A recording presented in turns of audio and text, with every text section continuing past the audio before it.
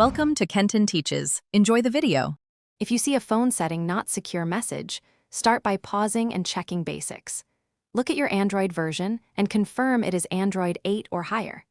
Verify your screen lock is enabled using PIN, pattern, or fingerprint. Open settings and ensure unknown sources or install unknown apps is turned off. Finally, confirm you installed Gcash from Google Play Store and not from an APK source. Now we will fix the most common causes step by step. First, set a secure screen lock using PIN, pattern, or fingerprint in device lock screen settings. Second, disable unknown sources or install unknown apps for all apps in app settings. Third, open Google Play Store, enable Google Play Protect, and run a scan to verify app integrity. Also, update Google Play Services and Android system WebView from Play Store to the latest. If the message remains, perform advanced checks and final steps to resolve it. Go to Settings, Apps, Gcash, then Clear Cache and Clear Data to reset stored settings.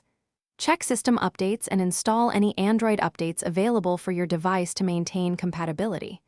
Restart the phone after updates and reopen Gcash to rerun security checks.